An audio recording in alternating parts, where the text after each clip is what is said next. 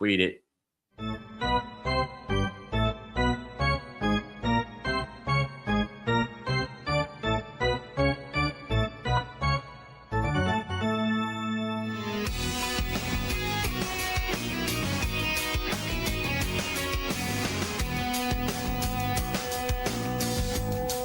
Omaha, Nebraska, at Rosenblatt Stadium as we begin our 28th year covering the College World Series.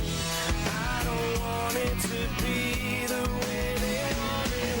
This town, this night, this crowd, come on, put 'em up, let me hear it loud. This town, this city, this town, stand up on your feet, put your worries down. And every one of you, all around, come on, y'all, let's take this town. Everyone's gonna score. You are now watching the College Baseball Insiders Show. What's going on, college baseball fans? I am thrilled to be staring at this large blank box because it will soon be filled with a huge announcement that we've been working behind the scenes on. Can't wait to unveil it. But first, join with me is Quentin Mills, co-founder of College Baseball Insiders. Q, what's up, boy? What's up? I'm glad to be back. I missed last week due to work obligations. It's always fun to talk college baseball. We have been a little more inconsistent than in years past as I grab my can of Zen as it just fell. But we're back. We're locked in, and I've been working on this announcement, and that is really why I haven't been as consistent on posting plays, shows, posting them in podcast form. I think we may have like 4 shows of the 10 or so we've done in podcast form. So for that, I apologize. Hazards at work gets in the way of everything. He's not wrong. I know. If you guys would just all donate $10,000 each, we could retire and just do this full time. But I was very skeptical about working on the site because I knew nothing about it, but I had a million ideas and dreams about it. And then Nick Dimmitt, who's been working on the site for us, we knew that it needed some bugs worked out. We needed some more features, and data was a really tough thing to crack because the NCAA has changed all how you can. It's like getting nuclear codes. Pull their stats and everything. So with a lot of help from other people much smarter than me, we've logistically figured it out, knock on wood, for the time being. And I'm just going to pull it up here, but we have completely revamped the College Baseball Insider site. So momentarily after the show, we're going to set it up to go live where you can visit this collegebaseballinsiders.com, and it'll take you to this site. But really excited. So we've got a live scoreboard. You've got an ESPN style probable starters. You can search for the team. You can look at top 25 only if you want to.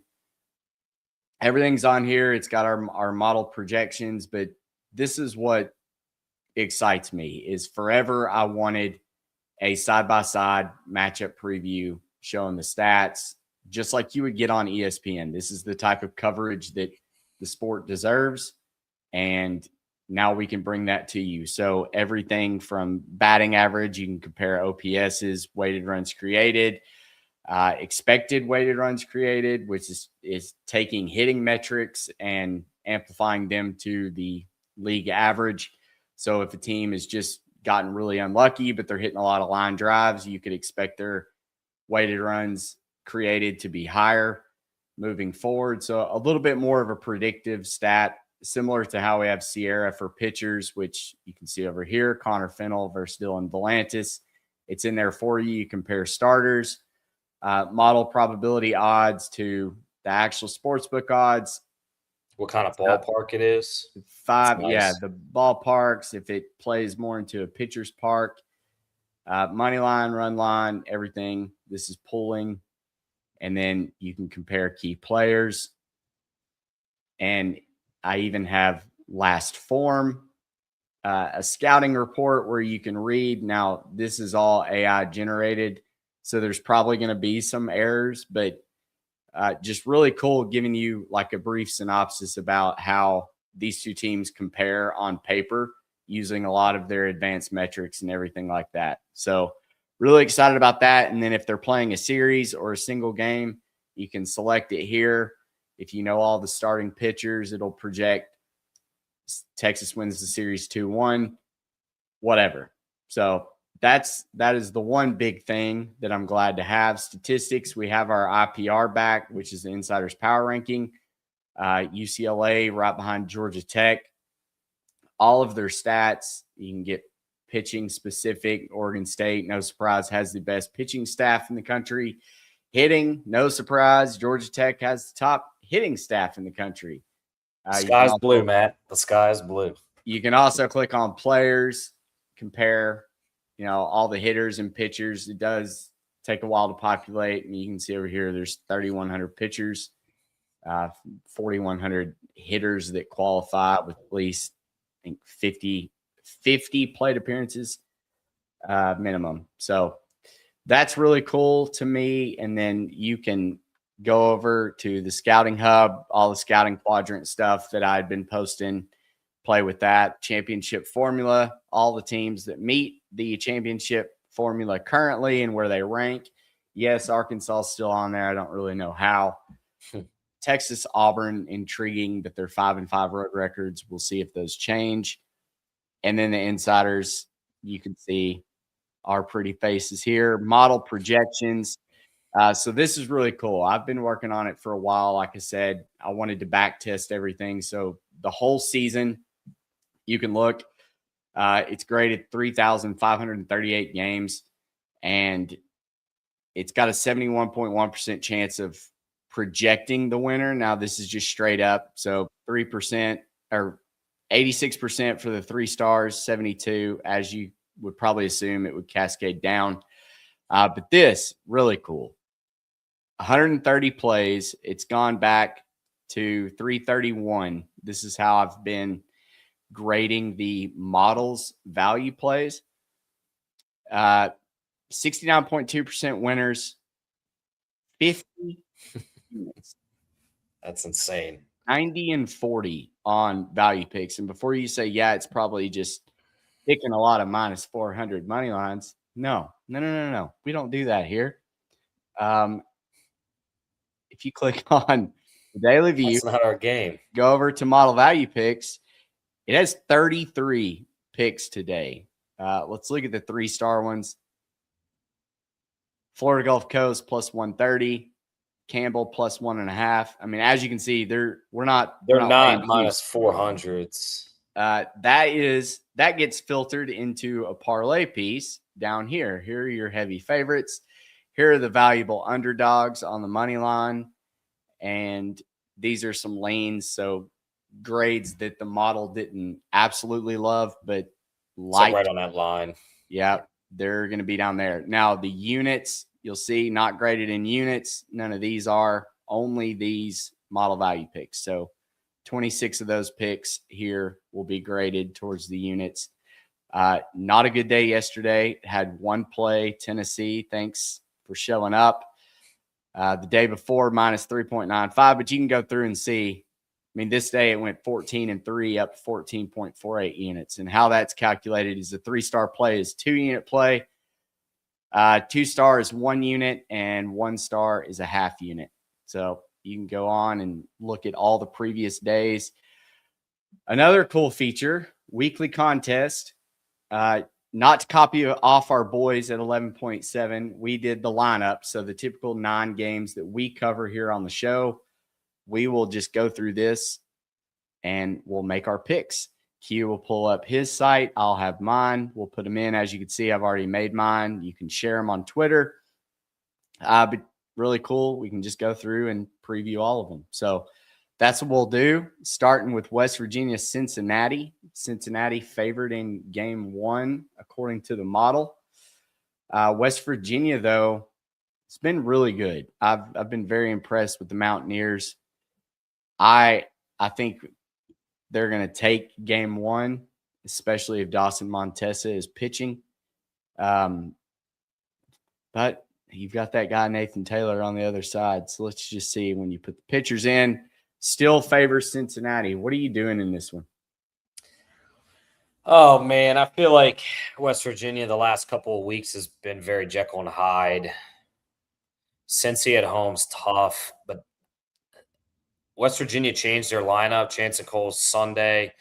Dawson Montessa's Saturday. I'm not familiar with the Friday guy. I'm going to go West Virginia to win 2-1. So Montessa is going game 2. Who's going now? Maxiell? No, he's not. I've never heard of the guy. Yeah. Interesting. Scroll. Actually, click the names. I'll tell you as soon as I see it.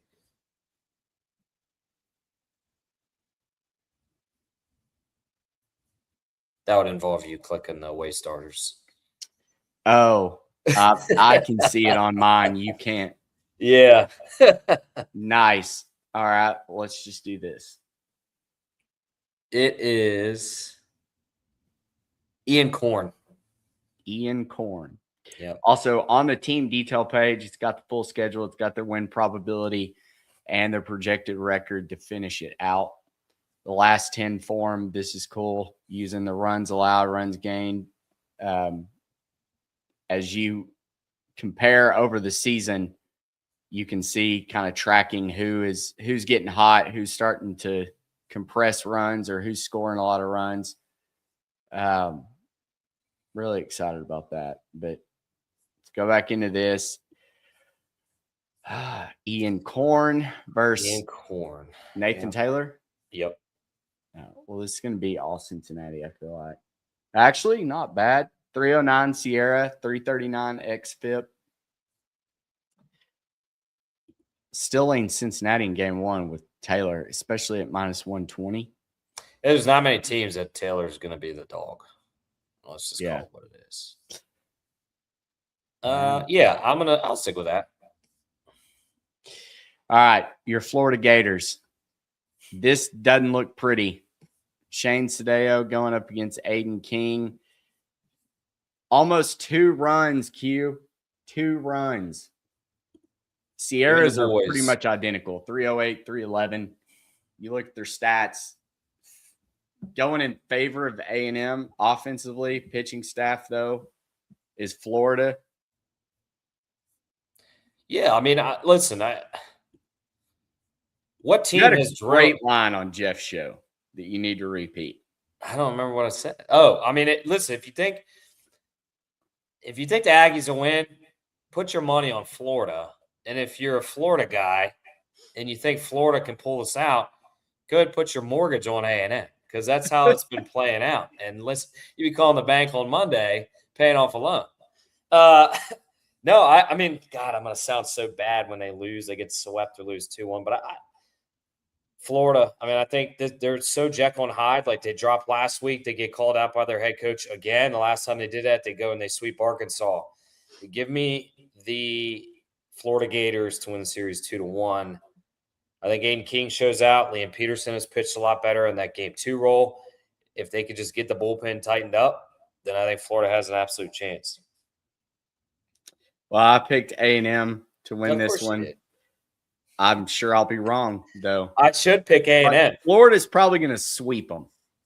That's just how it goes this year. Yeah, I don't know. All right, Texas Vandy, Connor Finley, Dylan Volantis. They switched up. So Ruben Riojas was one of the best starting pitchers in the SEC. And they moved him now to Saturday. Projecting Sunday. A little lower scoring game. Both these pitchers have sub 3 Sierra, 253, 210. I think what surprises me most about this Vanderbilt team, and we saw it when I was in Arlington, is they're kind of boom or bust. Like, they have the potential to put up 5 home runs a game, and then they can also go cold. I don't really know what to make of this. Texas was one of my preseason Omaha teams. I think they're probably the most well-rounded teams in the country. I want to say Texas wins this, but like you said, it's been the SEC. I mean, every series feels like an absolute coin flip, no matter if You're it's fading Texas, Missouri or South Carolina. You just never know. I mean, Texas dropped game 1 against South Carolina. Everybody was kind of scratching their head, like, how did that just happen? You're gonna fade Texas. No, All I right. built up all that just to say. Yeah, you were leaning that way. I've got to go. I mean, the lines are pretty much identical. Vandy plus 190 on the market, plus 183 with the model. No real side here to bet, but should be a good series. Texas should own this series, though. If not, sweep them. I think Texas is going to 2-1. sweep. Because outside Connor Fennell, in my opinion, the margin just gets larger and larger for Texas. So give me Texas on a sweep. Actually, I need to check that box. This one, I was very surprised because I'm high on Chris Lavonis. He's really good. Tate McKee has been okay. But Georgia Tech's offense, man, I feel like they can hit against anybody. Lavonis has not seen a lineup like that, though. Lavonis, his Sierra is 193. That's one of the best in the country. Like, do you think that a really good pitching staff can compress them? Probably not. I mean, Florida State, we saw what Georgia Tech did against their pitching staff, and top to bottom, their staff's better than Wake. So, and Tech's coming off a series loss because they just lost to North Carolina last week. Yeah. Weird. Yes, normally I agree with you. Normally I think a pitching staff can outdo a good offense, but I think Georgia Tech's offense is just like on another stratosphere, and it's called the world of anomalies, and they are an anomaly in terms of that offense. So I don't think Chris Lavonis. I mean, he might be able to keep them the first time through the lineup, but the second time, those guys are deadly. Give me Georgia Tech. For recent form, Wake playing really well. I think Georgia Tech can sweep. Averaging 2 more runs per game versus their season average, compressing 0.7 runs per game per their season average for a margin differential of 5.9 compared to 2.6 on the season. If there's a time to do it, you got to do it this weekend. Yeah, they're not getting it done on the road in Atlanta against that offense. Yellow Jackets are coming away with a series win. Next. All right. You say so. I really wanted to pick Wake here. Kansas State. Interesting series. Very interesting series. Kansas red hot. Kansas State's been pretty stymied this year. They've played good baseball. They're at home. I'm going to go against. Model projects Kansas should be the favorite. You can get them plus 114 right now. Like you said. Yeah, Miami did. Really, really hot. 9-1 in their last 10, 6-4 for Kansas State. Rivalry, though, man. Throw that out. I mean, both teams want to win this.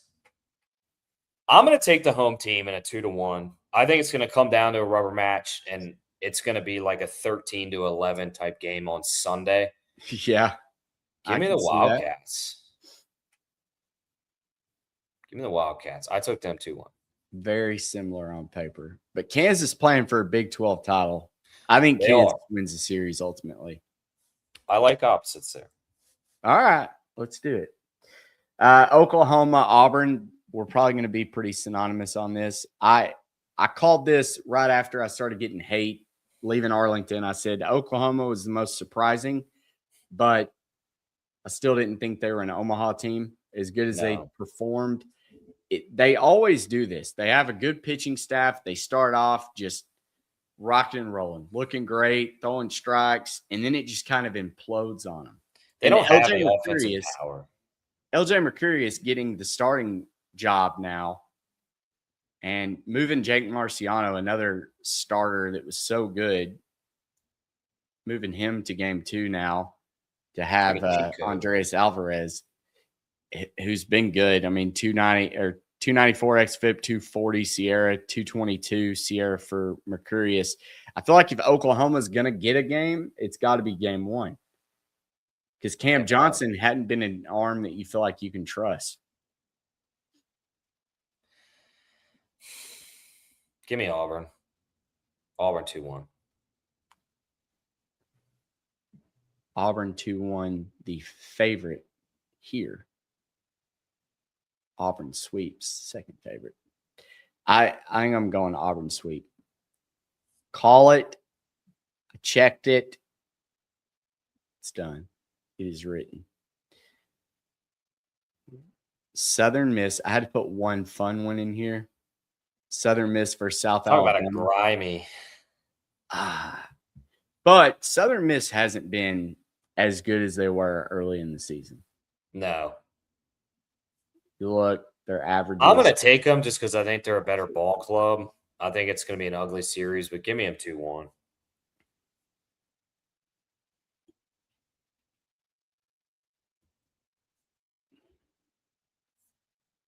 Hard to win on the road, but it's a lot easier when you're the better pitching staff.